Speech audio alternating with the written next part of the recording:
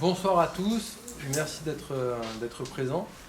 Donc je remercie Madame André et Madame Kitten qui ont accepté de venir faire une conférence centrée sur la thématique de la concentration.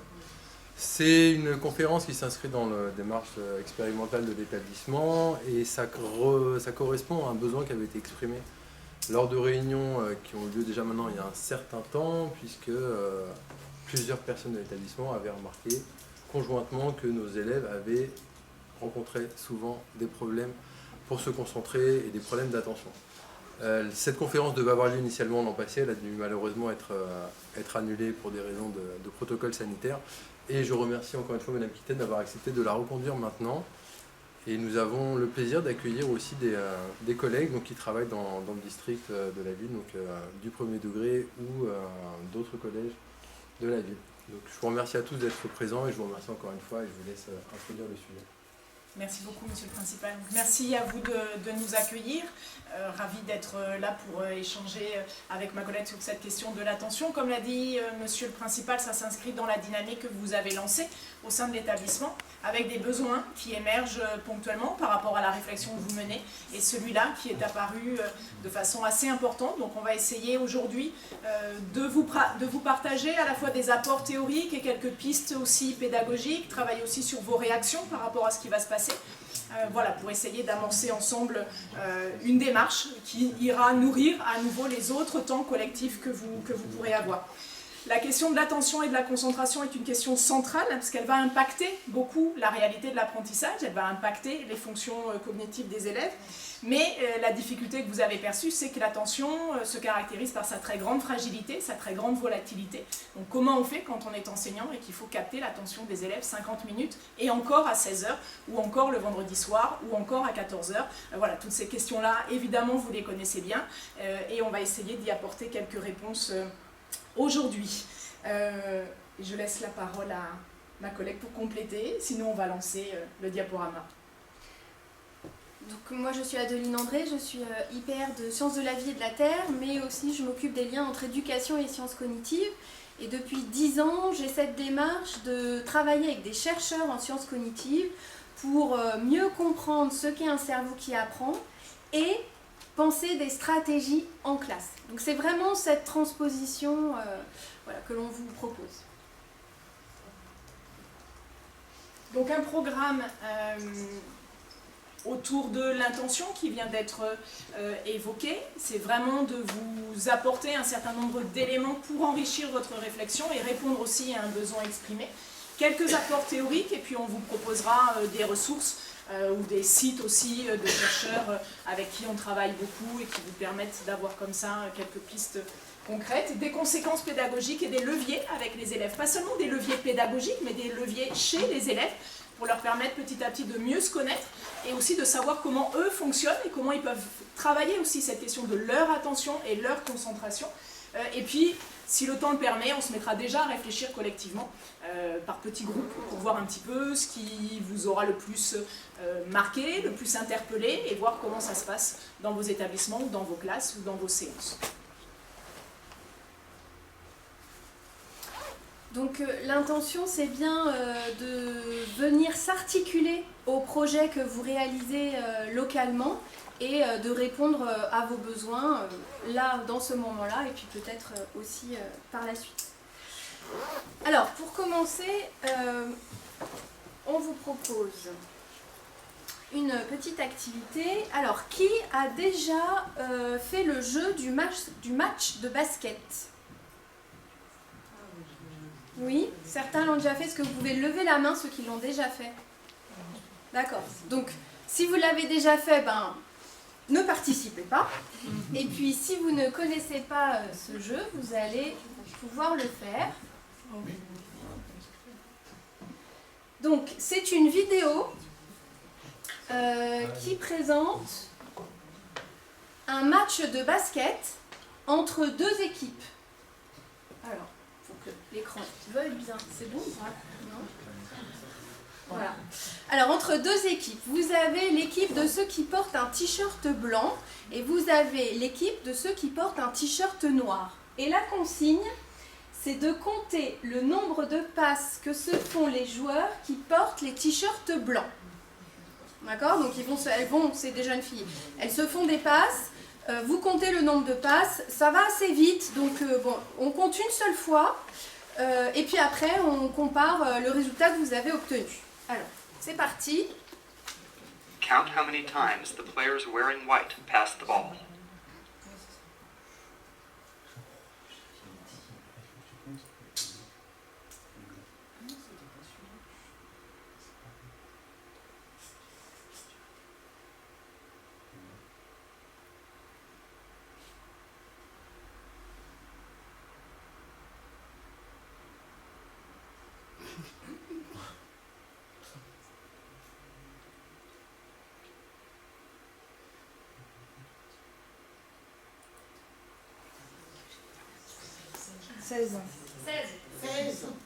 D'accord, est-ce que quelqu'un a trouvé autre chose que 16? 15.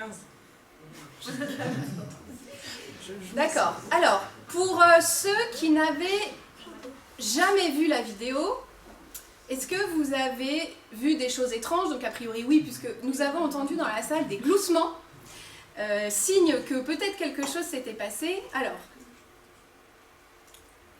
pourquoi est-ce que vous avez réagi comme ça? Il y a une réponse là. Oui, j'ai pas entendu en fait. Oh, il y a un truc qui est pas... Il y a un gorille. Alors, qui a vu le gorille?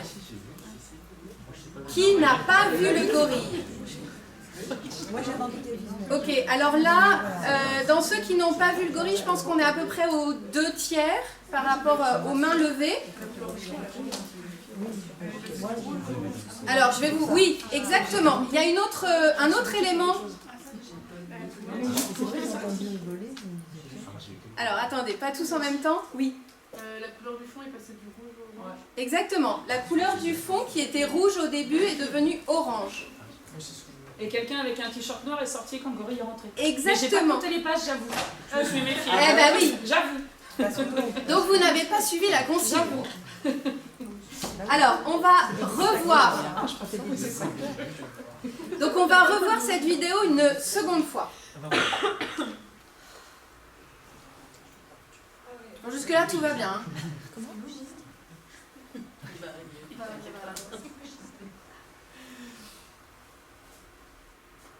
Donc il y a 3 personnes avec des t-shirts noirs, 3 personnes avec des t-shirts blancs, un fond rouge. Voilà, le gorille qui rentre, et au moment où il rentre, vous avez... Alors, au moment où le gorille rentre, vous avez en effet une des joueuses qui porte un t-shirt noir qui sort, donc c'est fait exprès pour qu'il y ait un maintien du nombre des éléments noirs et des éléments sombres, et à peu près au même moment, vous avez le fond qui était rouge et qui devient orange. Alors bon, c'est très... Ça peut être perturbant hein, de vivre cette expérience. Là, j'entends devant en disant « mais c'est fou, je ne l'ai pas vu quand il est passé ». Donc tout va bien, c'est normal. La bonne nouvelle, c'est que ceux qui n'ont pas vu le gorille sont ceux qui ont bien travaillé et étaient bien concentrés sur la tâche. Donc,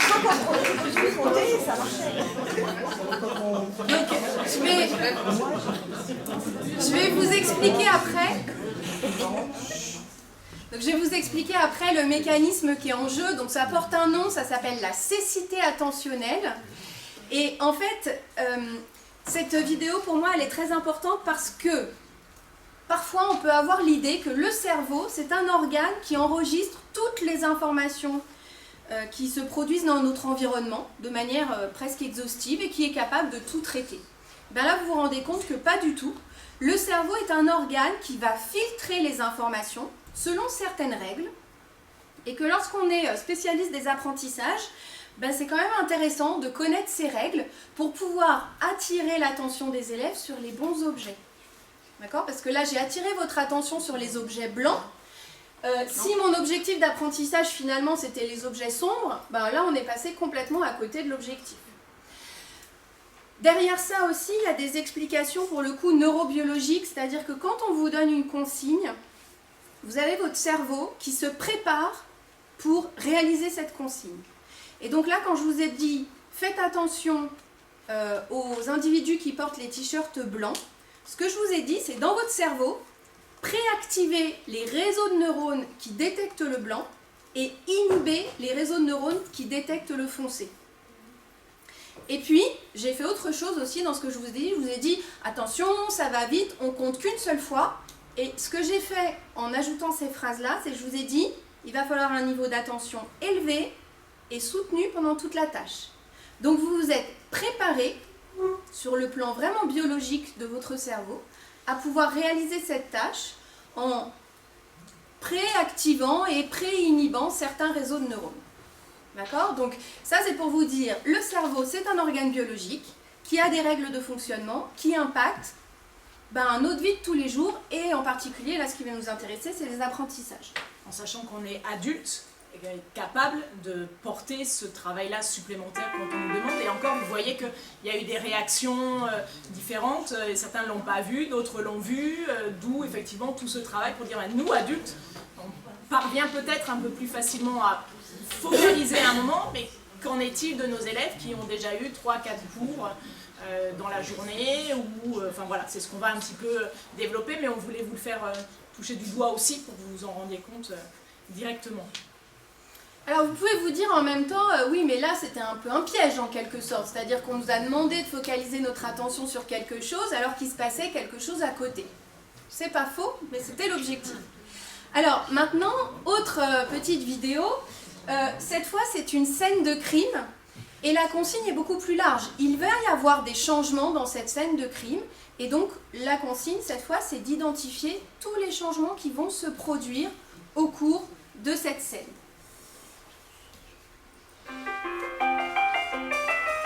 Clearly, somebody in this room murdered Lord Smythe, who, at precisely 3:34 this afternoon, was brutally bludgeoned to death with a blunt instrument. I want each of you to tell me your whereabouts at precisely the time that this dastardly deed took place.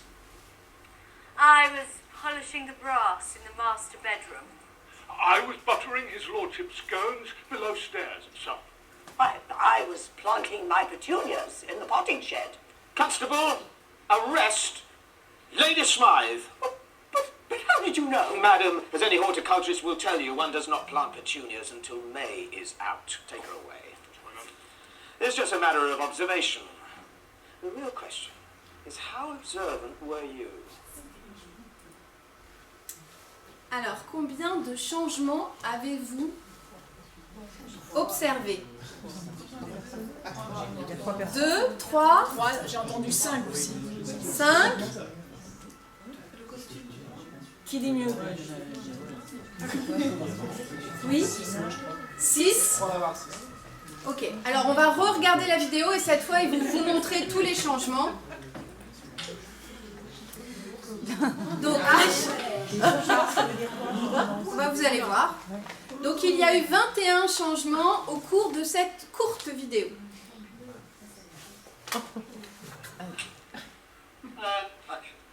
Clearly, somebody in this room murdered Lord Smythe, who, at precisely 3:34 this afternoon, was brutally bludgeoned to death with a blunt instrument. I want each of you to tell me your whereabouts at precisely the time that this dastardly deed took place. I was polishing the brass in the master bedroom. I was buttering his lordship's scones below stairs, sir. I was planting my petunias in the potting shed. Constable, arrest Lady Smythe. Voilà, donc ça c'est pour vous dire que même quand on vous donne une consigne finalement qui cette fois n'avait pas de piège, s'il y a trop d'éléments auxquels il faut faire attention, eh bien notre cerveau n'y arrive pas. Parce que notre cerveau n'est pas multitâche et notre cerveau ne peut faire qu'une seule chose à la fois sans que cette chose soit automatisée, mis à part ce qui est automatisé. Et donc du coup, vous voyez que là, dans cette activité-là, on avait une consigne très large qui portait sur des objets très divers et du coup, là encore, on n'arrive pas tellement à l'objectif qui était d'identifier tous les changements parce que finalement, l'objectif est trop vague, trop large et donc il y a une adéquation entre ce qui est attendu et ce que notre cerveau est en capacité de faire. Donc ça, c'est une autre vidéo qui permet de mettre en évidence une autre caractéristique du cerveau. Alors, je reviens à la diapositive. Et avant de d'approfondir de façon un petit peu plus spécifique les apports théoriques, la consigne de départ qu'on vous a donnée.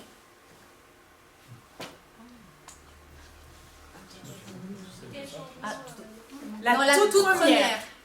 Attention, soyez attentifs, concentrez-vous. Non. Oui.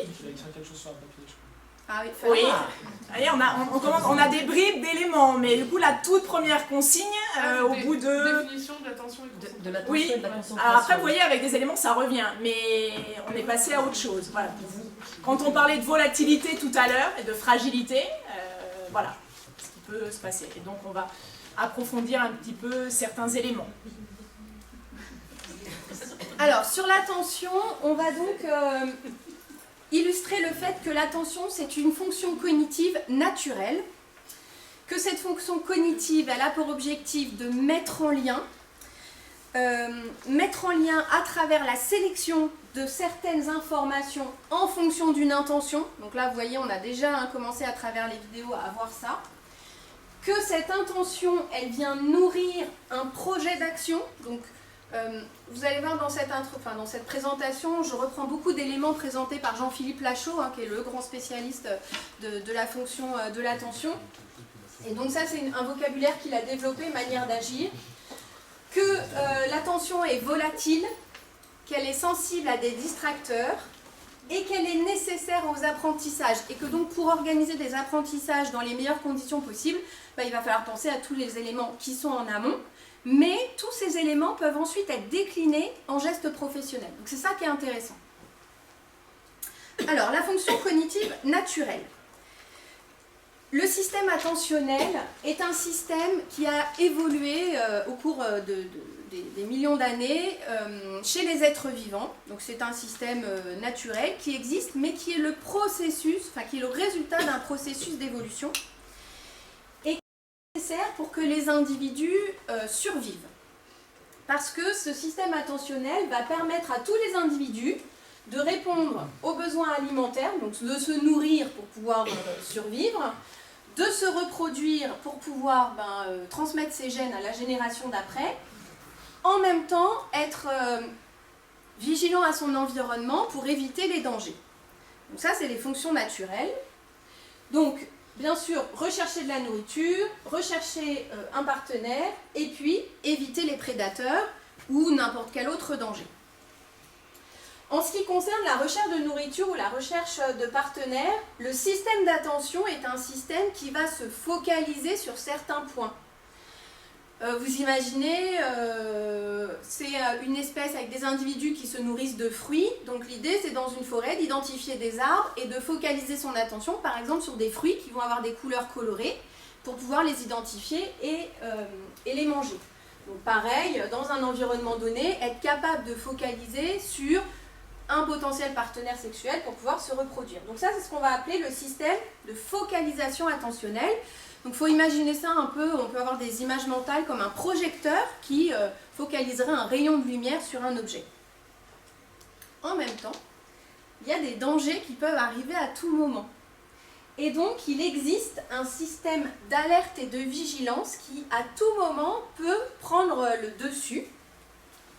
Et en fait, entre les deux, il y a ce qu'on appelle un système de gestion de la ressource attentionnelle qui peut faire passer l'attention de là à là. Donc certes, là je suis focalisée sur mon buisson où j'ai des baies à manger, mais tout d'un coup j'entends un bruit derrière moi, potentiellement un prédateur qui arrive. Là, mon système de gestion va faire basculer au système d'alerte et étant donné qu'il y a un prédateur qui arrive, les baies dans le buisson, ça ne m'intéresse plus du tout. En classe, c'est exactement la même chose. Vous avez un élève qui va focaliser son système attentionnel sur la tâche scolaire et l'objectif d'apprentissage qu'on lui propose, mais tout d'un coup, la porte s'ouvre, un camarade tombe de sa chaise, il se passe quelque chose dehors. Il neige. Son système d'alerte et de vigilance qui là n'est pas utilisé pour un système de danger, de prédation, mais quand même pour une information qui arrive, va détourner l'attention du premier objet d'attention. Et donc il y a ces trois éléments qui sont à prendre en compte. Alors sur le système de focalisation attentionnelle, on peut avoir plusieurs façons de focaliser son attention. On va parler d'une attention sélective lorsque on a eu une consigne pour sélectionner certains éléments. Typiquement, ça c'est ce que je vous ai fait faire sur la tâche du gorille, puisqu'il y avait une consigne, sélectionner les éléments clairs. On peut au contraire demander une attention partagée sur quelque chose de beaucoup plus large, et là c'est ce que vous avez fait sur la deuxième tâche, où c'était la tâche du crime, où du coup vous aviez une attention qui n'était pas vraiment sur des objets bien précis, mais sur quelque chose de plus large. Donc ça, vous pouvez retrouver ce vocabulaire aussi d'attention sélective ou d'attention partagée. Et puis, vous avez cette notion aussi d'attention soutenue lorsque on va demander à avoir cette attention pendant un temps plus important. Alors, cette attention, elle a pour fonction, en fait, de mettre en lien des éléments de l'environnement avec notre système cognitif. Alors là, je vous présente des résultats d'une expérience que Jean-Philippe Lachaud présente souvent dans ses conférences, donc peut-être si vous en avez déjà vu, vous connaissez cette expérience. C'est une expérience sur de la lecture. Alors la lecture, c'est intéressant parce qu'en fait, la lecture, justement, au contraire de ce qu'on a fait faire, ce que je vous ai fait faire tout à l'heure, la lecture, c'est un processus qui est automatisé. C'est-à-dire que lorsqu'on vous montre des lettres, ou des mots, ou des syllabes, en fait, vous ne pouvez pas vous empêcher de lire ce qui est écrit. Donc ça veut dire que votre cerveau, il le fait sans que ça vous demande d'attention. Par contre, donner du sens à ce que vous lisez, ça c'est pas pareil. Donc là, ce qui est intéressant dans cette expérience, c'est que vous avez donc l'activité cérébrale de personnes qui ont été enregistrées et synthétisées, ici sous forme de film, et sous forme d'une information colorée. Donc lorsque vous avez du vert, c'est que l'activité cérébrale est neutre. Lorsque vous avez du bleu, c'est que l'activité cérébrale est un peu inhibée. Et lorsque vous avez du orange ou du rouge, c'est que l'activité cérébrale est plus importante que d'habitude. Donc le principe de ces types de recherche, c'est qu'on demande aux participants de faire une tâche et on regarde quelles sont les régions du cerveau qui s'activent plus que d'autres. Et on pense, du coup, quand les gens ne font pas ça et qu'on ne voit pas ces zones qui s'activent, que du coup, ces zones sont impliquées dans la tâche qu'on est en train de demander aux participants. Alors là, c'est une tâche de lecture où on présentait aux participants des mots colorés et la consigne était, alors je ne connais pas les couleurs, mais quand les mots, on va dire, quand les mots sont bleus, il faut les lire, et quand les mots sont jaunes, il ne faut pas les lire. D'accord ? Donc d'un côté, vous allez avoir ce qui concerne la lecture volontaire, et de l'autre, ce qu'ils appellent la lecture distraite, où en fait, il y a un début, mais vous allez voir après, il y a une prise de recul. Alors ici, vous avez donc une vision de l'hémisphère gauche, donc c'est comme si j'étais comme ça, voilà. Donc là, vous avez l'avant du cerveau, et là, vous avez l'arrière. Donc avec ici, la partie derrière le front qui s'appelle le lobe frontal, ici, derrière les tempes, le lobe temporal, et puis là, le lobe occipital. Bon, enfin, peu importe, mais... voilà. Donc, on va présenter aux participants les mots. D'accord ? Donc ici, c'est les mots qui doivent être lus avec attention, et ici, les mots qui ne doivent pas être lus. Donc, c'est une expérience qui dure très très peu de temps. Enfin, ce qui se passe dans le cerveau, c'est très court, hein, ça se déroule sur une demi-seconde. Et là, les images que je vais vous montrer, c'est vraiment de l'ordre de la 10e de seconde. Donc, ce qu'on voit très rapidement quand on présente les mots aux participants, c'est s'activer ici la zone qui est à l'arrière du cerveau, qui est une zone qui est spécialisée dans la détection des signaux visuels. Donc, en fait, on présente une image, alors là, qui est composée de mots à des participants, et on voit tout de suite que les zones ici, responsables de la détection des informations par les yeux, s'activent. Et dans les deux cas, ça s'active de la même manière. Il n'y a pas de différence entre les deux. Et un peu plus tard, en fait, il va y avoir une grande différence entre les deux, puisque vous voyez ici, dans le cas de la lecture volontaire, que l'activité ici, au niveau de la zone de perception des informations visuelles, se maintient et même se renforce, alors qu'ici, elle s'est éteinte. Et vous avez ici toute une série de zones qui s'activent de manière très visible ici par cette couleur rouge, ce qui n'est pas du tout le cas ici. Et en particulier, dans cette zone-là, donc vous avez toute la partie du lobe préfrontal ici qui a des zones qui s'activent, et le lobe préfrontal, c'est une zone dans laquelle il y a beaucoup de fonctions cognitives de haut niveau. la prise de décision, la planification, la compréhension. Donc c'est vraiment des zones fondamentales. Et donc là on voit très très bien que dans ce cas-là de la lecture volontaire, l'activation de cette zone-là a été suivie de l'activation de d'autres zones cérébrales impliquées entre autres dans la compréhension et impliquées aussi, donc ici là, j'espère que je ne me trompe pas sur la localisation, c'est pas ma spécialité, hein, mais à peu près ici, vous avez une zone qui s'active aussi et qui est une zone très importante pour la prise de décision. Et en fait, dans l'attention, il y a à un moment donné la question de j'ai détecté une information, est-ce que cette information elle est pertinente pour moi ou pas? Est-ce qu'il est important que je prenne en compte cette information ou pas? Et cette zone-là, elle va être importante pour se dire bah, qu'est-ce que j'en fais? Est-ce que je le garde ou est-ce que je ne le garde pas? Vous avez des expériences assez connues aussi chez les singes, où les singes doivent cliquer sur un bouton si c'est un carré et pas cliquer si c'est un triangle. D'accord? Donc on leur présente des formes. Et on voit très bien cette zone, donc évidemment le cortex visuel qui s'active parce qu'il y a vision des formes, mais il y a très clairement cette zone ici de prise de décision qui s'active et qui engendre ou pas une action motrice qui du coup va se décaler plutôt par ici. Donc, tout ça pour dire que l'attention, c'est percevoir des informations de son environnement. Ces informations, elles sont perçues sur le plan vraiment biologique par des réseaux de neurones dans le cerveau, mais ces informations perçues ne seront utilisées par le reste du cerveau pour faire quelque chose que si on décide de le faire, s'il y a une intention.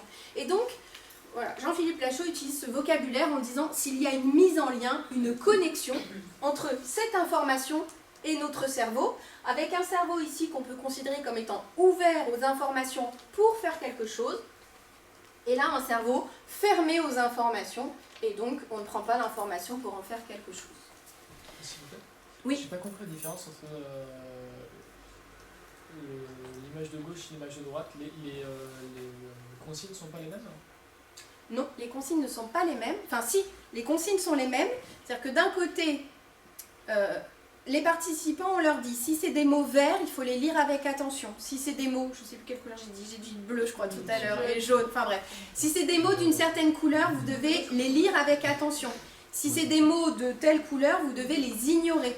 D'accord, donc là, à droite, ça a été ignoré, et à gauche, c'était... Voilà, donc ça, c'est ce qu'on appelle la lecture attentive, et ça, c'est distraite. Donc là, on ignore le mot. Mais en fait, comme on a un automatisme de lecture, on ne peut pas l'ignorer complètement, mais ensuite, on passe à autre chose, et on n'en fait rien de ce mot sur le plan cérébral. Donc là, à droite, c'est juste chercher un mot en particulier dans un texte. Non, c'est passé dessus parce qu'il ne faut pas y focaliser son attention. En fait, il faut voir que les gens, ils ont un écran et on leur projette des mots. Et si le mot il est bleu, ils doivent le lire. S'il est vert, ils doivent l'ignorer. Donc les bleus, ils sont à gauche. Voilà, donc ça c'est les mots bleus et ça c'est les mots verts. Donc faire plus d'efforts pour ignorer un mot. Non, parce que ici, vous voyez, là, il y a le mot, il a été détecté. Ah oui, ignorer, on a zappé à droite, voilà, c'est ça. Voilà. Donc ça génère plus d'activité cérébrale de prendre en compte le mot parce qu'on lui donne du sens et potentiellement on le transforme en action motrice, cognitive.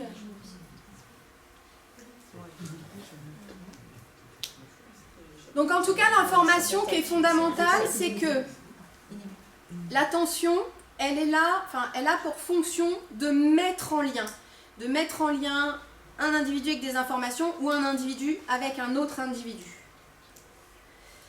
Et ce lien, il est lié à une sélection d'informations pour une intention. Donc, hein, comme on l'a dit, il y a un endroit où on va choisir ce qu'on fait de ces informations. Et donc, comment on choisit? C'est bien parce qu'on a une intention quelque part. Donc, on peut dire, dans le plan scolaire, on peut dire une consigne. Donc là, très clairement, sur la vidéo du gorille, c'est exactement ça qui s'est passé. C'est-à-dire que l'intention, c'était de compter les passes entre les joueuses qui avaient le t-shirt blanc. Donc vous avez fait une sélection des informations et vous avez uniquement pris en compte les informations qui venaient des individus qui étaient habillés en blanc et vous avez ignoré, pour ceux qui ont bien travaillé, les informations qui venaient des individus qui étaient habillés en noir. Alors, juste petit retour sur le plan biologique. Un cerveau, c'est un ensemble de cellules. Il y a plein de types cellulaires différents dans un cerveau, mais la cellule très connue et majeure, parce que fondamentale en termes de fonction, c'est le neurone. Alors un neurone, Vous en avez ici plusieurs qui sont dessinés. Vous en avez un ici. Et le neurone, sa particularité, c'est d'être une cellule asymétrique. Vous voyez, on voit très bien que les deux côtés ne se ressemblent pas. Vous avez là ce qu'on appelle une structure arborescente. Vous avez ici ensuite le cœur de la cellule. Et puis vous avez un unique prolongement qui part ici, et puis après qui se ramifie pour entrer en lien avec une deuxième cellule. Cette structure asymétrique, elle est très importante dans cette cellule parce qu'elle assure la circulation à sens unique de l'information nerveuse. Donc l'information nerveuse, elle arrive par les branches du haut, comme ça, enfin là c'est en haut, peu importe, ça pourrait être en bas, mais ici les différentes branches. Le cœur cellulaire, il a la capacité de faire le résumé de toutes les informations qui lui arrivent à un moment donné et de créer un message unique nerveux qui repart par ici. Et ce message unique nerveux, il peut être passé au neurone d'après. D'accord ? Et donc du coup, ce qui se passe dans notre cerveau, ça fonctionne par réseau de neurones. Voilà. Les neurones sont connectés les uns aux autres et ça fonctionne par réseau de neurones. Et ça, moi je trouve que c'est vraiment très intéressant d'avoir cette représentation parce qu'après on peut se demander, finalement avec les élèves, qu'est-ce qu'on est en train de faire ? Ou plus formulé autrement, avec les cerveaux que j'ai en face de moi, qu'est-ce que je suis en train de faire ? Quels sont les réseaux de neurones que j'ai préactivés ? Ceux que j'ai préinhibés ? Quels sont les nouveaux réseaux de neurones que je veux créer ? Quels sont les réseaux de neurones que je veux stabiliser ? Quels sont les réseaux de neurones que je veux mettre en lien ? Etc., etc. Et en fait, derrière ces questions, les questions, c'est les questions de l'attention, de la mémorisation, de la compréhension. Bon, là, aujourd'hui, on se pose la question concernant l'attention. Et donc, c'est finalement, ces réseaux de neurones, quels sont ceux que je pré-inhibe, quels sont ceux que je pré-active. Voilà, donc vous avez compris qu'ici, l'important, c'est évidemment d'avoir la bonne cible attentionnelle. Et ça, sur le plan scolaire, c'est un enjeu fondamental d'aider l'élève à porter son attention sur le bon objet et de ne pas confondre les objets, on y reviendra tout à l'heure, mais une des confusions que font les élèves, c'est de confondre la tâche scolaire et l'objectif d'apprentissage. Donc voilà, importance de la cible intentionnelle, importance du coup de connaître ce processus de cécité attentionnelle pour comprendre parfois les comportements ou les réponses de certains élèves. Et voilà, du coup de se dire, en fait, quand on donne une consigne, on rend sensible l'élève à quelque chose, mais on peut aussi soi-même se rendre sensible à quelque chose. Et ça, c'est intéressant parce que pour les élèves, il y a des gestes cognitifs à faire pour être plus ouverts, on va dire, aux apprentissages scolaires. C'est pas parce qu'on est bon élève qu'on est forcément naturellement attentif.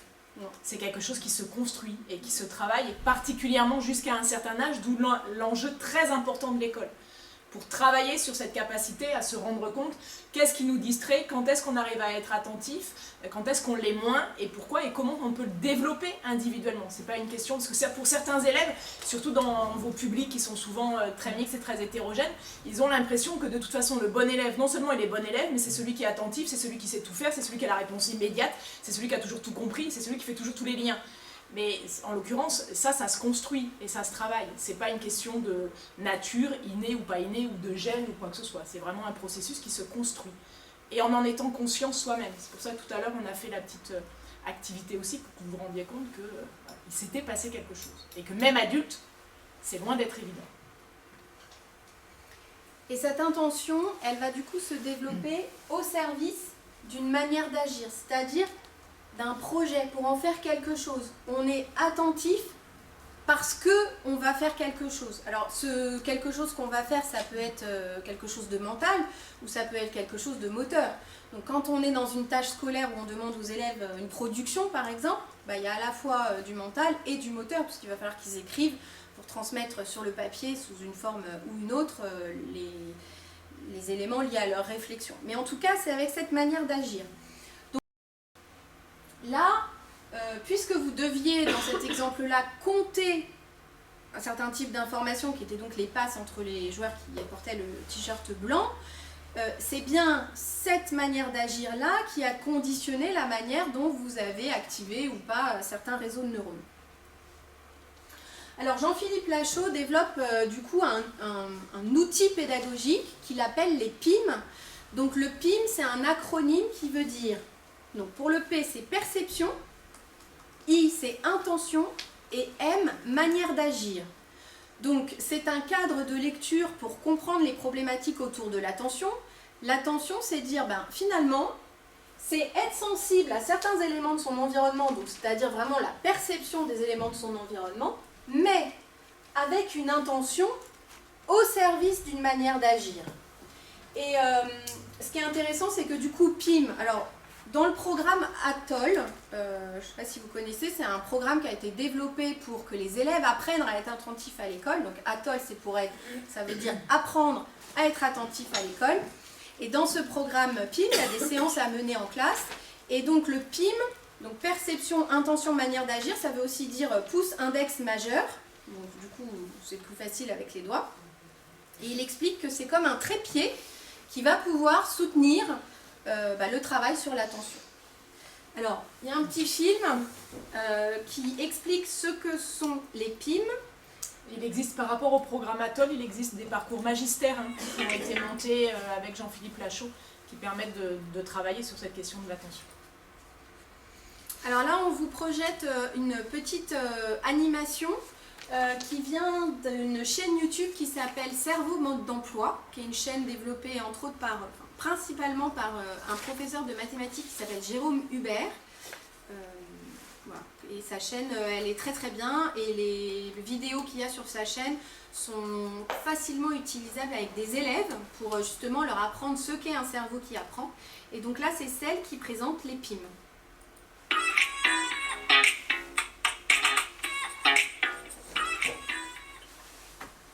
Un mode d'emploi pour l'attention, les PIM.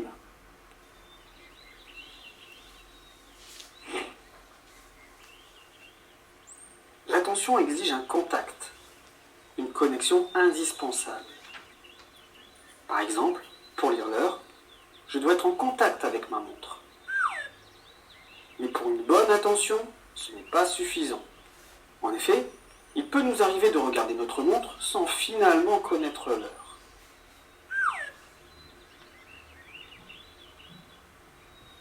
Il faut donc un contact, mais un contact actif. Pour une bonne concentration, le cerveau a besoin d'une perception, je fais attention à quoi, d'une intention, je cherche à faire quoi, et d'une manière d'agir, je fais attention à bien faire quoi. On parle ainsi d'un PIM. Dans notre exemple, pour lire l'heure sur une montre à aiguille, un PIM serait perception, regarder les aiguilles sur la montre, la petite puis la grande aiguille.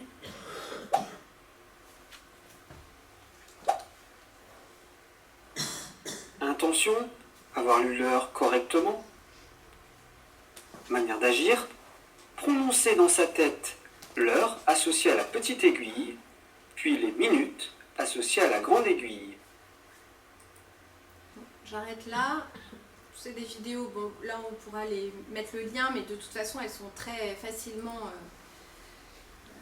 identifiables sur YouTube, vous les trouvez très facilement, et ça on vous a mis peut-être envie d'aller voir la suite. Donc, ah oui, il y avait le lien, très bien.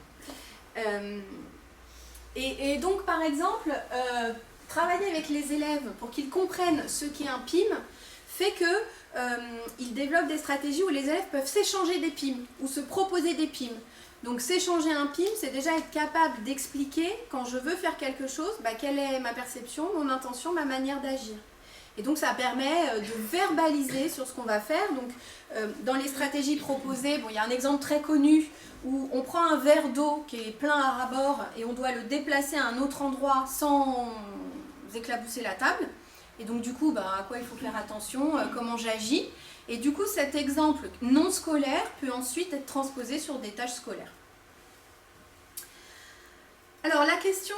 Oui. Non, j'allais dire que ça les oblige aussi à être en mesure de reformuler l'objectif. Et pas seulement la tâche à réaliser, puisqu'il y a le comment et le vers quoi je vais. Voilà. Donc c'est aussi une façon de les aider à prendre conscience que effectivement on dépasse la tâche pour apprendre quelque chose, pour prendre un peu de la hauteur et atteindre le concept plus que l'activité qu'on est en train de faire. Et du coup, à travers ce PIM, on peut proposer une définition de la concentration. Alors, la définition de la concentration, c'est une définition qui n'est pas simple. Souvent, dans le langage courant, attention, concentration, on peut confondre les deux, on peut utiliser les deux. Scientifiquement, autant l'attention a une définition en termes neurobiologiques, la concentration, beaucoup moins. D'accord ? Donc, la concentration peut avoir des définitions qui varient selon les contextes. Mais si on prend le contexte du PIM, dans un cadre scolaire, en fait, on peut dire que la concentration, c'est la manière dont un élève va utiliser au mieux à un moment donné son cerveau pour réaliser la tâche qu'on lui demande de faire. Donc c'est, je mobilise mes capacités cognitives sur un objet pour l'intention là liée à la tâche scolaire et dans la manière d'agir qui me permet de résoudre cette tâche scolaire. Et du coup, c'est intéressant parce que si on part du principe qu'on a utilisé au mieux à un moment donné ce qu'on pouvait, c'est-à-dire ce qu'on savait, ce qu'on pouvait faire à un moment donné,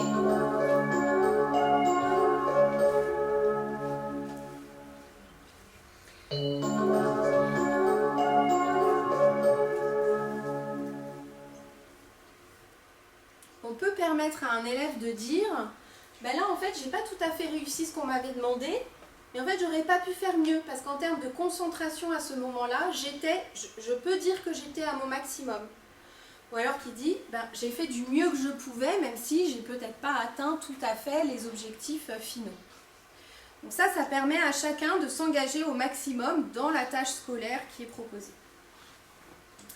Alors, cette attention, non seulement il faut perception, intention, manière d'agir, mais ça ne suffit pas, parce que cette attention, elle est volatile. Alors, vous avez ici une expérience sur une manière de mesurer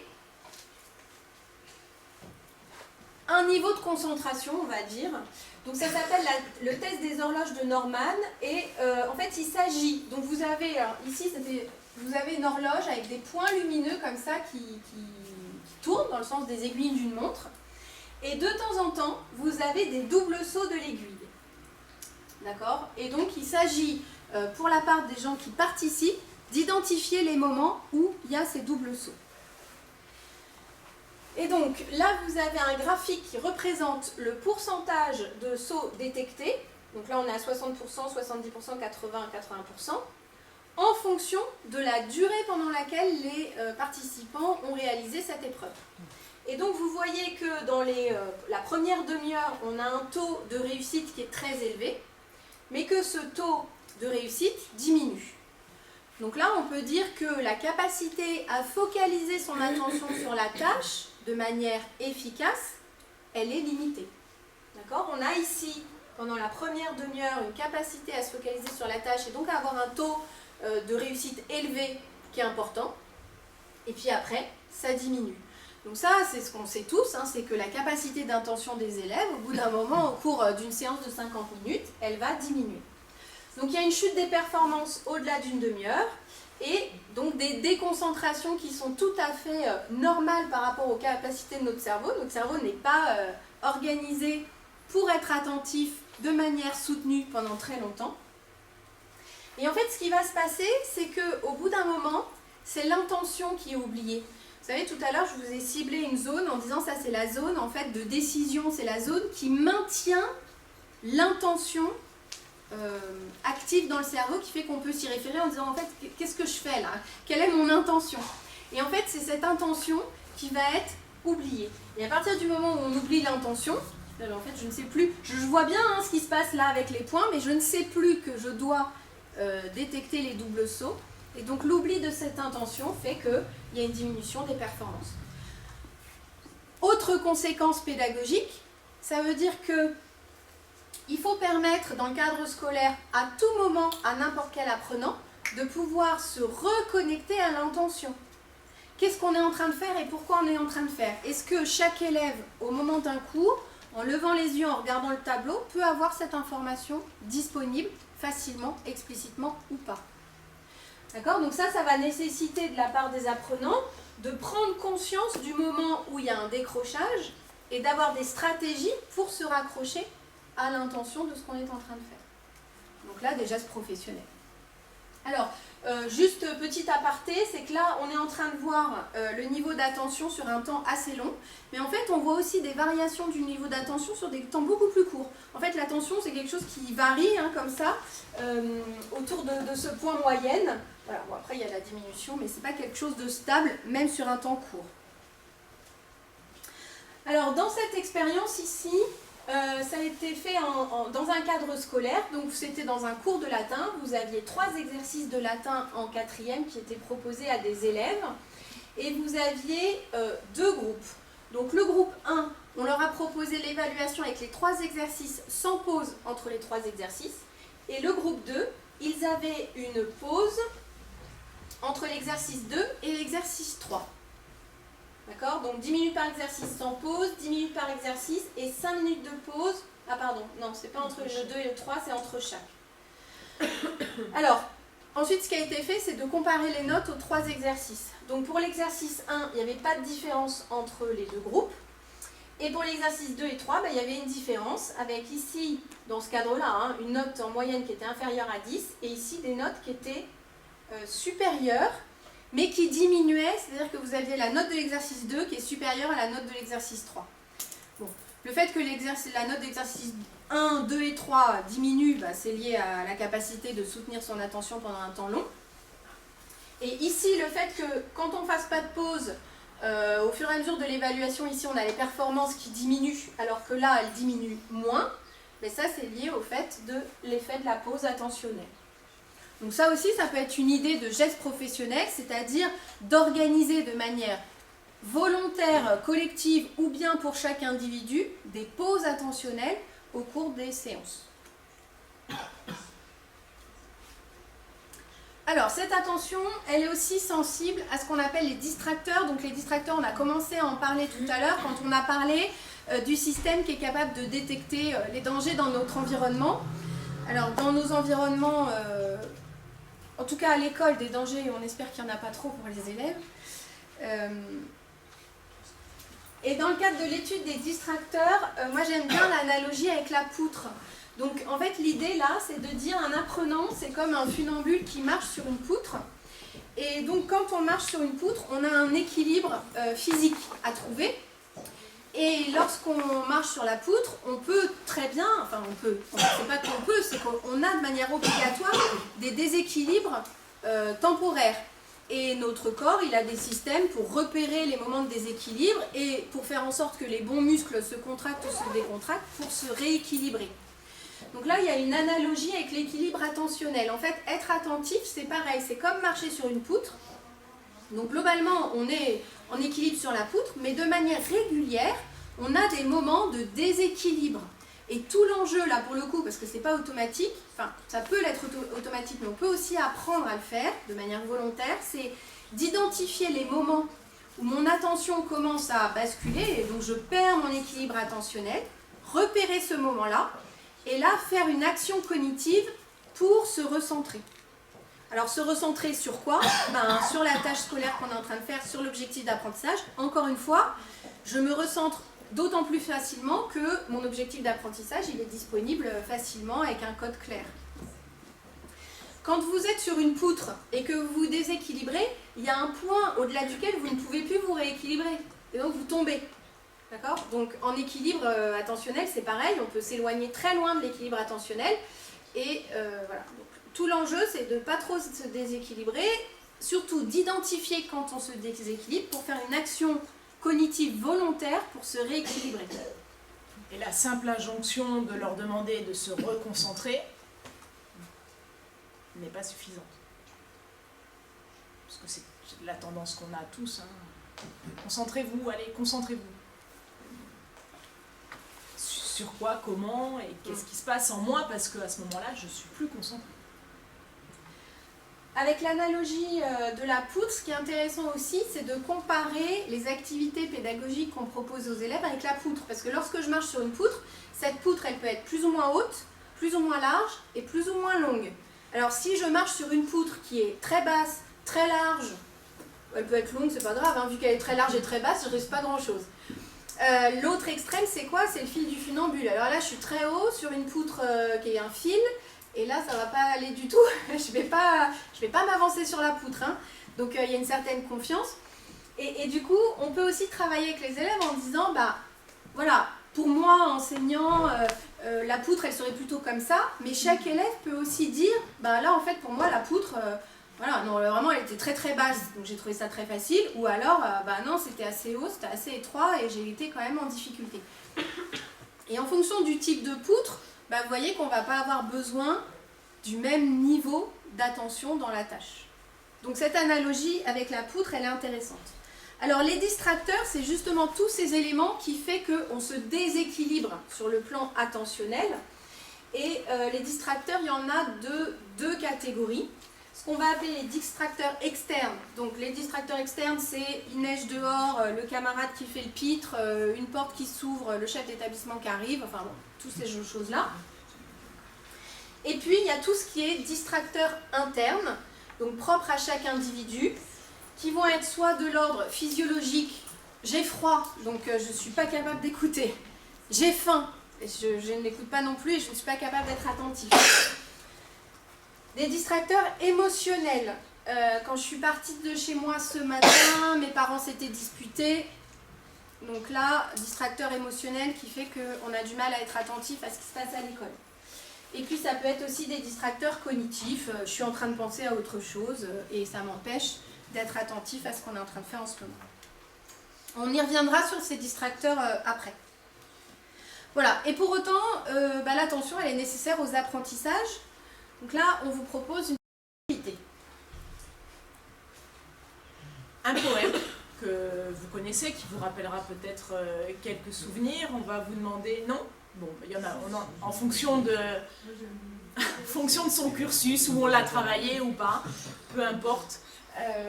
C'est Bouchra qui l'a choisi. Donc, de la part de Bouchra, il doit y avoir une intention. Comme elle n'est pas là, elle ne pourra pas nous la donner. Mais bon, après, quand on le lit, il y a quand même un petit parallèle. Voilà, je vous laisse le lire et j'en dis pas plus.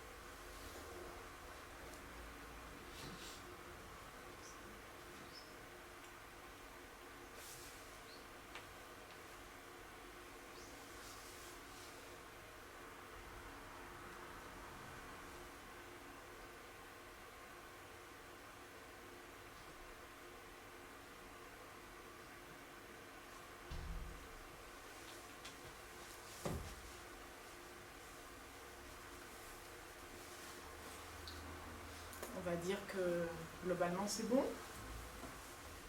Et donc, bon voilà, j'ai même pas besoin de lire. On essaye de boucler la boucle de cette première partie en fait par rapport aux apports. Donc là voilà. Pourquoi est-ce que vous réagissez comme ça par rapport à ce qu'on vient d'expliquer? Pour la mise en lien, on va appliquer ce qui a été dit. On n'a pas la tâche. Et ben voilà. Donc vous avez lu le poème d'une certaine façon, et là vous découvrez ce qu'on vous demande, et en l'occurrence, très compliqué de le faire parce que vous n'avez pas du tout porté votre attention sur ce qui était demandé, à savoir les verbes conjugués. Voilà, donc cette petite transition, mais qui fonctionne bien, vous voyez, et même de la part des élèves, hein, ça peut être intéressant de leur faire prendre conscience que sans consigne, on se retrouve relativement démunis, parce que on fait les choses d'une certaine façon et et ça provoque des réactions, ça a été immédiat avec vous. Et pour autant, vous avez porté attention à ce texte. Donc, est-ce qu'on pourrait vous dire, ah bah voilà, tu n'as pas été attentif, tu n'as pas été concentré? Non. D'accord, l'attention n'a pas été portée sur le bon objet. Alors après... Chacun connaît son objectif. Oui, mais en fait, dans le cadre scolaire, c'est souvent le cas quand même. Enfin, c'est pas rare, on va dire. Donc la question de comment est-ce qu'on signifie à l'élève quel est l'objet de ce qu'on est en train de faire, quel doit être l'objet de son attention au service de ses apprentissages. Donc on peut proposer une définition de ce que veut dire être attentif, réaliser un traitement cognitif de perception sensorielle au regard d'un objectif. Donc un objectif qui va correspondre à une intention de ce que l'on fixe et qui va guider notre activité cognitive et donc notre attention. Donc peut-être que là vous pouvez, pour ceux qui avaient fait la consigne de début où on vous avait demandé d'écrire sur votre papier une définition de l'attention et concentration, vous pouvez peut-être comparer du coup les deux. Bon, si c'est un petit peu plus clair, parce qu'effectivement, comme le disait ma collègue, on a tendance à mélanger assez naturellement attention et concentration. Hein, on utilise un terme pour l'autre. Voilà, c'est bien aussi d'essayer de poser les choses avec les élèves pour que ce soit plus clair pour eux aussi. On vous partagera le diaporama. Alors maintenant, concrètement, en classe avec des élèves, qu'est-ce qu'on peut faire? Donc là, l'idée, c'était de vous lister des pistes et vous allez voir, j'espère que ces pistes sont en lien avec ce qu'on vient d'évoquer et puis on pourra y retravailler après. Alors bien évidemment, la première chose à faire, c'est de permettre à l'élève de localiser la bonne cible attentionnelle. D'accord? Donc de l'aider à identifier cette bonne cible attentionnelle. Donc pour ça, il y a plusieurs sources possibles. On peut clarifier les consignes. Il y a parfois des consignes à tiroir où finalement on perd un peu de vue l'objectif d'apprentissage. Alors ça parle à tout le monde, la consigne à tiroir? Sans le faire exprès, on en fait beaucoup. Hein. Alors c'est après avoir fait ce livre, vous penserez à, ou vous identifierez, ou vous chercherez. Il y a le après, et donc il y a des choses qui se mettent les unes dans les autres et qui finissent par perdre le sens même de la consigne et de ce qu'on doit faire et à quel moment le faire. Distinguer l'objectif d'apprentissage et la tâche scolaire. Donc je prends toujours un exemple, je m'excuse par avance, mais c'est par exemple on dit aux élèves entourer les verbes dans les phrases. D'accord? Là, c'est pas un exercice où on cherche à vérifier que l'élève s'est entouré. D'accord? C'est bien un exercice où on vérifie que l'élève s'est identifié des verbes dans la phrase. Mais il y a des exemples très connus, peut-être que vous connaissez cet exemple sur l'élève qui doit colorier une carte en fonction et construire une légende. Et en fait, typiquement, c'est un exemple où on montrait bien que cet élève, il n'avait pas compris l'objectif d'apprentissage. Hein. Il a cru que on lui demandait juste de colorier. Et donc, quand il arrive en évaluation, mais il est complètement incapable de transférer dans un autre contexte qu'il avait appris. Et puis, proposer des quiz sur les essentiels. Alors, les quiz, peut-être que vous savez que ça, c'est une stratégie au service de la mémorisation. Donc, le fait de forcer le cerveau à se poser des questions. Donc, les quiz pour travailler la mémorisation. Mais lorsqu'on propose des quiz aux élèves, petits questionnaires de fin de cours sur les éléments importants, eh bien on aide les élèves à cibler leur attention sur des éléments importants notionnellement sur une leçon. C'est vrai que dans les leçons, dans les cours, il y aura beaucoup d'informations et lorsqu'on propose des quiz, c'est une façon pour les élèves d'identifier des essentiels et donc de les aider à porter leur attention sur les points importants. Là, on est bien sur le domaine des connaissances. Hein. On n'est pas du tout sur la compétence, mais sur la connaissance, oui. Et pour faire le lien par rapport à la question de la mémorisation, Jean-Luc Berthier, qui a un site aussi, on vous en parlera tout à l'heure, par rapport à la mémorisation, dit qu'une bonne stratégie pour l'enseignant, c'est certes de penser la mémorisation, mais surtout d'anticiper l'oubli. Dire qu'est-ce que je veux absolument que les élèves n'oublient pas dans ma séquence. Si on se projette de cette façon-là dans sa préparation, on va réussir à repositionner régulièrement ces fameux essentiels pour qu'ils ne les oublient pas et pour qu'on aille les chercher à chaque fois. Donc c'est vrai que dire aux élèves, il faut mémoriser, mais moi enseignant, qu'est-ce que je veux qu'ils n'oublient pas? Parce qu'on sait très bien que dans une séquence, on focalise sur certains points particuliers qu'on va attendre plus à la fin, mais pas sur tout.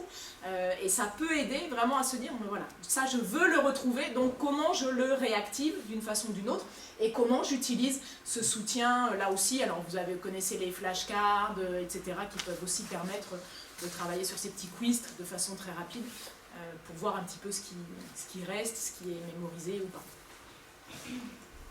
Autre stratégie, permettent de travailler, donc d'expliciter, de construire et d'échanger des PIM. Et donc de décomposer une tâche scolaire si besoin. Alors, quand on est dans décomposer, il y a toujours un équilibre à trouver pour ne pas être dans le surétayage et du coup, le surétayage il va être peu favorable à la construction de l'autonomie. Bon, on est toujours en train de construire cet équilibre. Ne proposer qu'une cible attentionnelle à la fois et donc faire attention aux doubles tâches. Donc les conditions classiques de double tâche, c'est surtout au début ou à la fin des cours, quand à la fois l'élève doit lire un document, regarder ce qui est au tableau, mais écouter les consignes du professeur, ou bien à la fois, à la fin, écouter la fin du bilan tout en notant les devoirs, enfin bon, voilà. Donc ça, c'est des moments typiques de double tâche où les élèves sont un petit peu perdus. Et ils se disent, bon, on verra sur Pronote.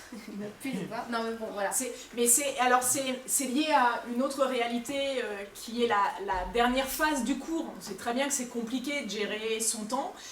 Sauf que cette dernière phase du cours, elle s'avère indispensable justement pour ramener l'attention du groupe sur l'essentiel, sur cette phase où vous allez vous instituer le savoir qui est à faire et qui était à travailler aujourd'hui pour donner la suite. Et donc c'est vraiment fondamental, et moi ce que j'ai tendance à dire aux jeunes enseignants, c'est si vous ne devez ne pas finir le texte, vous ne le finirez pas, mais par contre vous ne sacrifiez absolument pas cette dernière phase où vous allez récupérer le groupe, reposer ses essentiels, remontrer comment tout a été travaillé, donner le travail et tout ça en laissant le temps. Voilà, on ne peut pas demander, expliquer du travail à faire en même temps que l'élève finit d'écrire ce qui est au tableau, il n'écoute rien et donc à la fois d'après, la conséquence possible c'est « Ah ben, j'ai pas fait, j'ai pas compris ». J'ai pas été en mesure d'écouter les explications aussi qui étaient données. Mais les doubles tâches, c'est quelque chose qui est très très fréquent. Très très fréquent. Où on distribue le document et en même temps on précise la consigne. Que l'élève récupère le document et commence à lire. Et donc ce que vous avez apporté comme élément supplémentaire, c'est parti. Et c'est en permanence. Ça, et on ne s'en rend pas compte, évidemment. Donc, aider à la gestion de l'attention. Donc, je vais vous montrer des exemples. Il y a des stratégies où on propose d'indiquer aux élèves le niveau d'attention requis pendant un moment de cours. Ménager des pauses attentionnelles, donc ça, on l'a dit. Alors, quand on a des activités avec des moments de travail en groupe ou des structurations qui vont changer, tous les moments de transition sont des moments de pause attentionnelle. Encore faut-il en avoir conscience. Mais parfois, on peut avoir vraiment des moments de travail sur une seule modalité qui peuvent être un peu longues. Voilà, donc les pauses sont nécessaires. Le retour de la récréation aussi. Ils ont été dans un espace avec un spectre très très large, énormément de distracteurs, de mouvements, de bruit ou autres, et le retour à la classe. Vous savez bien, ils sont dans une situation un peu d'énervement ou après une évaluation, ils arrivent en retard, ils s'installent, enfin tout ça nécessite de les ramener doucement vers ce que vous voulez et donc peut-être de prendre quelque temps pour faire cette pause qui leur permette de revenir avec vous et ensuite d'engager le travail. Sinon, il y en a déjà qui sont partis. Ensuite, tout ce qui va concerner la limitation d'utilisation des distracteurs, donc les distracteurs que ce soit dans la classe, alors en termes d'affichage, ça on sait que les affichages dans la classe, alors voilà, c'est joli, ça fait des classes dynamiques, mais tout autour du tableau, ça peut constituer des distracteurs vraiment peu favorables pour certains élèves. Et puis les distracteurs sur les documents. Donc parfois il y a des choses, c'est pareil, c'est là pour faire joli ou c'est là pour structurer, mais parfois il y en a trop et ça crée, voilà, c'est source de distraction pour l'attention. C'est-à-dire que sur le document, on ne sait plus où il faut regarder. Et le dernier point, c'est organiser une éducation à l'attention. L'idée, c'est toujours un élève qui comprend comment fonctionne son cerveau, ce qu'est un cerveau qui apprend, il pourra toujours mieux réguler son action qu'un élève qui ignore tout ce qu'on vient d'évoquer. Et donc, ça ouvre le champ à d'autres actions possibles, cette fois qui sont des actions pour les élèves. Parce que l'élève, il peut apprendre à identifier des cibles pertinentes dans un cours. C'est-à-dire que s'il sait qu'il y a ces histoires de tâches scolaires, d'objectifs d'apprentissage, il peut lui-même se poser des questions en disant « mais finalement aujourd'hui, quel était l'objectif de ce qu'on devait apprendre? Qu'est-ce que j'ai appris? Qu'est-ce qu'on a appris ?»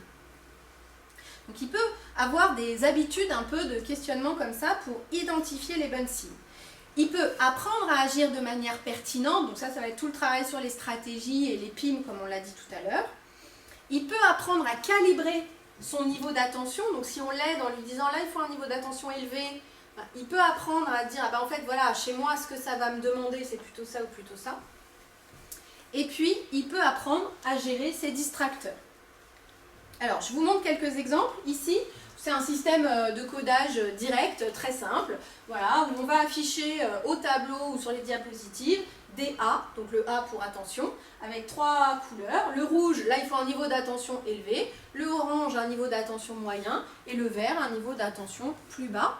Et donc on fait varier comme ça au cours de la séance les A de différentes couleurs, et surtout ce qu'on signifie à l'élève, c'est que quand il y a un A rouge, par exemple, on donne les consignes, on va être dans un moment de structuration, des choses comme ça. Voilà. L'élève, il sait que là, il faut vraiment qu'il soit plus concentré, donc qu'il fasse un effort cognitif pour ça. On peut avoir toute une stratégie en utilisant l'analogie avec la poutre, donc où on va, en tant qu'enseignant, préparer une analogie de poutre, mais permettre à l'élève d'exprimer comment était sa poutre à lui au cours de cette activité. Donc là aussi, vous avez une vidéo YouTube de Jérôme Hubert qui explique ça de manière très... Donc là, c'est une capture d'écran d'une des vidéos de cerveau mode d'emploi. Et puis vous avez, alors ça c'est un document qu'on avait produit pendant la période du confinement pour aider les élèves à travailler à la maison, mais ça peut être tout à fait utilisé à d'autres moments. Donc en fait c'est apprendre à devenir plus attentif. Donc du coup un travail sur l'analogie avec la poutre et puis après une analyse de ces pratiques où on demandait à l'élève combien de temps es-tu capable de rester concentré avant de te rendre compte que tu as perdu ton équilibre attentionnel, etc., etc. Donc il y avait, voilà, il y avait des questions qui étaient posées. Et puis tout un travail sur les distracteurs. Donc là l'idée c'était de lister un certain nombre de distracteurs, mais de pouvoir faire ça en collectif avec les élèves. Ensuite, que chacun puisse se dire, bah oui, moi je suis concerné par ce distracteur ou pas. Par exemple, vous avez des élèves, si un camarade tombe à côté, ça ne les intéresse pas, ils restent concentrés sur leur tâche, puis il y en avait d'autres, hop, c'est fini, pendant 10 minutes on ne peut plus les récupérer. Bon, voilà. Donc, vous avez des sensibilités différentes. Et après, l'idée, c'est d'avoir une idée de stratégie pour se rééquilibrer. Alors, soit pour éviter le distracteur, soit pour se rééquilibrer. Alors pourquoi éviter le distracteur? Parce que typiquement vous avez les problématiques de réseaux sociaux et de téléphone portable, où là, si on est conscient que j'éteins ou je mets en mode avion mon téléphone pendant le temps de mes devoirs, ce qui fait que je vais faire mes devoirs plus rapidement et qu'ensuite je pourrais aller sur les réseaux sociaux, plutôt que de faire les deux de manière peu satisfaisante. Et puis après, vous avez des stratégies. Alors, il y a des stratégies qui sont comme celle-là, qui sont des stratégies physiques. C'est-à-dire que là, les mouvements des autres personnes me perturbent quand je travaille.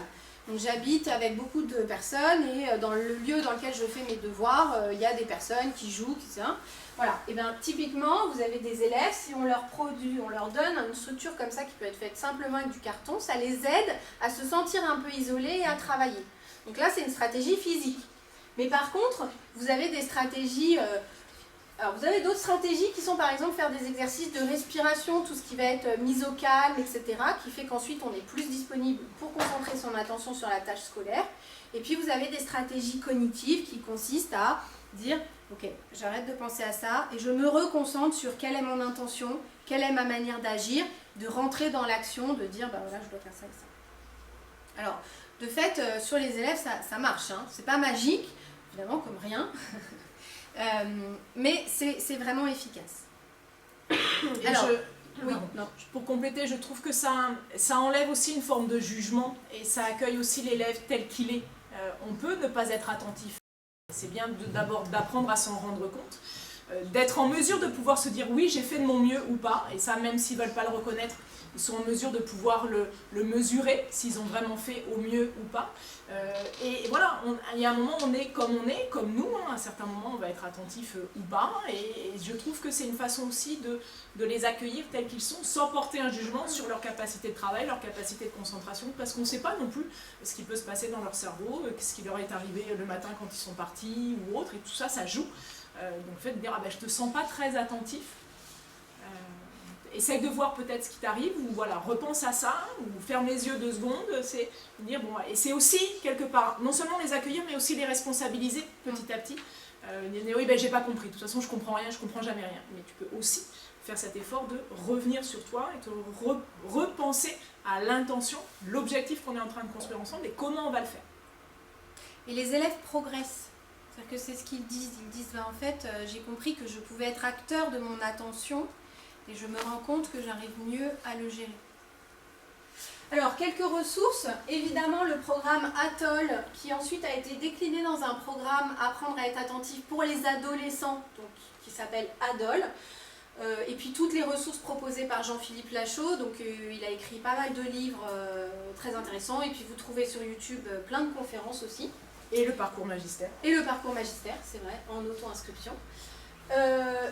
Et ensuite, chez Nathan, vous avez une collection qui s'appelle Du labo à la classe, donc il y a un livre qui s'appelle Innover avec les sciences cognitives, auquel j'ai contribué, donc c'est pas pour faire de la pub, mais c'est parce qu'en fait c'était des projets en établissement avec vraiment des pistes pédagogiques concrètes dans les classes. Donc ça c'est plus outil pour penser ces projets en classe. Et il y en a un nouveau qui est paru en juin qui s'appelle Enseigner aux élèves comment apprendre, avec justement Jérôme Hubert qui est à l'origine de la chaîne YouTube Cerveau Mode d'Emploi, et Émilie de Combrec qui elle est professeure de français, et Grégoire Borst. Et celui-là, c'est vraiment des séances à mener en classe ou en AP, en devoir fait, en tout ce qu'on veut, avec les élèves pour apprendre ce qu'est un cerveau, comment un cerveau fonctionne. C'est vraiment très bien fait, c'est clé en main, c'est très opérationnel, et vous avez plein de chapitres avec plein de séances de classe. L'idée, c'est pas de tout faire, c'est de sélectionner, et évidemment, vous avez une partie qui est dédiée à l'attention. Et vous avez aussi, je crois qu'on a mis le flashcode dans le diaporama, le site de Jean-Luc Berthier. Je pense que c'était le premier sur la ça peut être sur le premier, voilà, qui est un site aussi où il apporte des informations théoriques et ensuite des pistes pour les enseignants, et c'est catégorisé en fonction du sujet sur lequel vous voulez travailler, mémoire, attention, inhibition, enfin voilà, vous pouvez aussi sélectionner. Ce livre-là, c'est aussi avec, ça reprend, oui. C'est avec Jean-Luc Tout Berthier. à fait. Voilà. Et Frédéric Guéret. Alors, peut-être, est-ce qu'on fait le Mentimeter non, on va le faire juste après, comme ça me laissera le temps d'aller le chercher sur le site.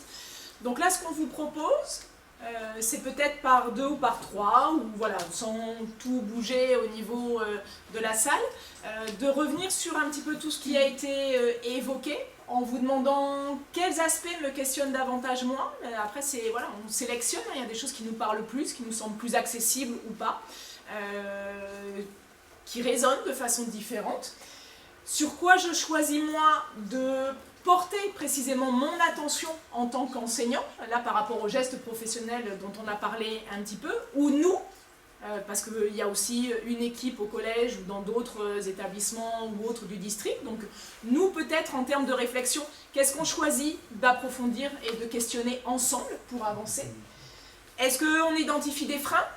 Est-ce qu'on identifie des leviers?